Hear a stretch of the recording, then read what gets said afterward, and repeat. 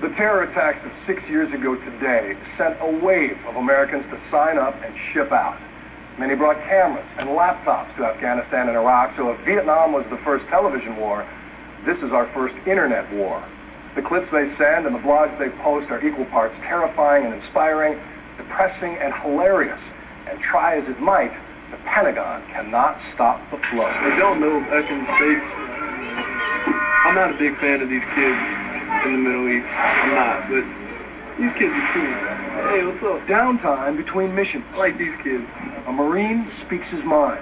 These are the only kids that are cool. You know why? Because they don't beg, man. In the past couple years, Miami native Brock Brothers did tours of both Afghanistan and Iraq, shooting both bullets and videotape all the while. I'm wet. It's cold. I'm freezing. He captured uncensored moments in a way no embedded reporter ever could, with a blunt honesty never seen in recruiting ads. Waste of time. Climb big-ass mountains like that. I've been up there. Of course I have. See that one? Been up there too. Bone-weary and bored out of their skulls, warriors become little boys at a desolate guard post.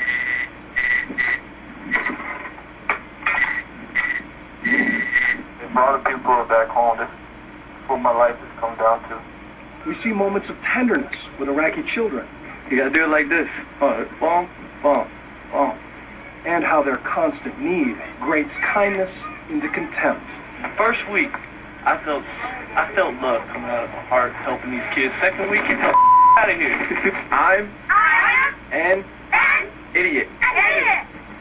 Though he set out to shoot these videos as mementos for himself and his platoon, many ended up on the internet, along with hundreds of others shot by other Marines and soldiers.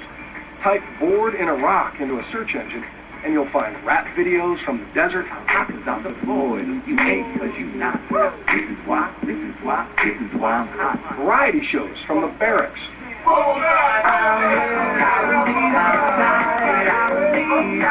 Soldiers dancing to George Thorogood. Soldiers dancing like Michael Jackson. And reminders that in this place, the dancing never lasts for long. You hear people getting shot at, blown up. You know, those moments in between those scary moments are what, bond together. Patrick Campbell went from the student body president at Berkeley to a medic in the Louisiana National Guard because they were the first unit that could get him into action. Once in Iraq, he began taking pictures and videos and emailing them home.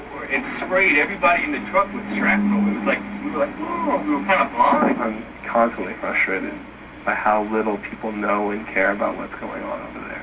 And for those 1,000 people who read my emails and forwarded them to other people, they're part of the experience. His videos run the gamut from tense firefights, there it is, that's a good one, to his first time dipping tobacco.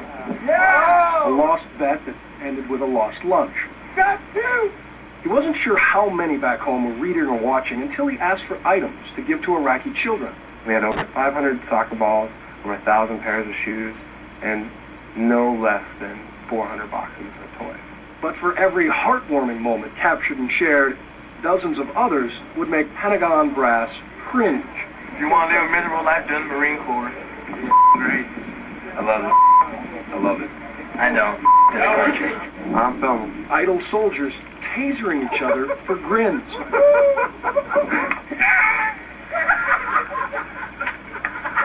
Unvarnished opinion on strategy and politics. Be a free and democratic society, which in turn should stabilize the whole Middle East and create a freer, more stable Earth as we know it.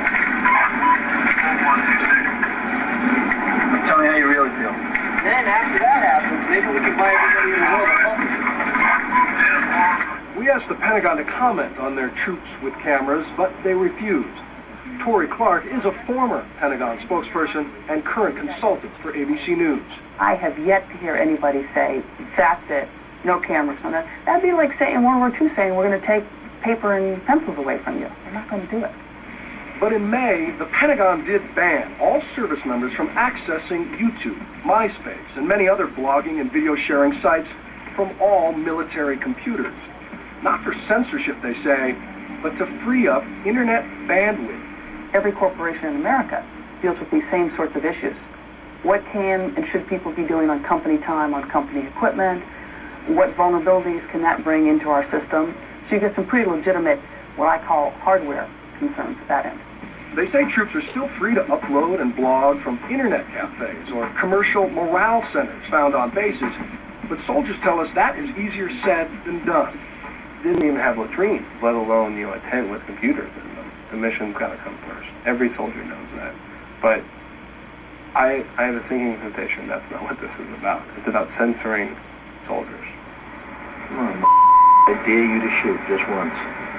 Some of the most heart-wrenching footage on the web began as a documentary film called The War Tapes. Come on, keep going, brother. You want to play? They're shooting at me. I don't give a they're the Pope. With the approval of the New Hampshire National Guard, 3 reservists were given cameras and asked to record a soldier's eye view with all the fear and anger, loneliness and pride that comes with it.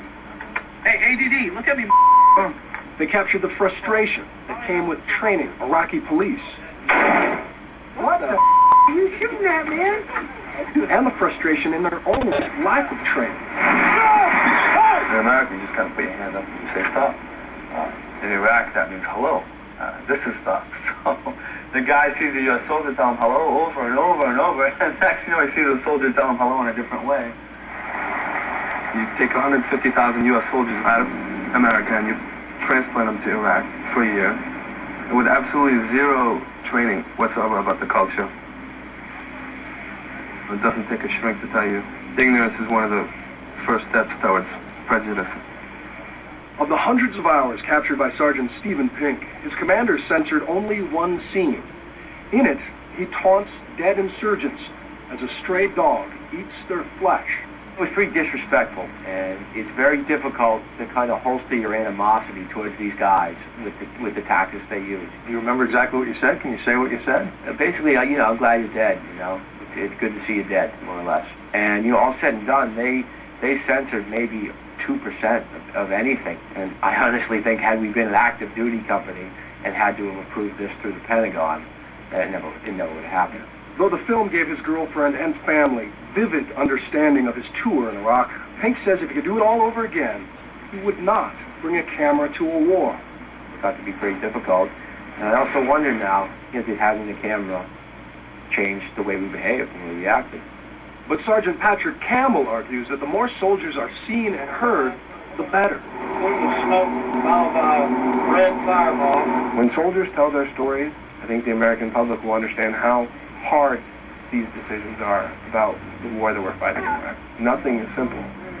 Sergeant Long, Baghdad, IPP 2007. There's no soda. If I was a crier, I'd be weeping right now.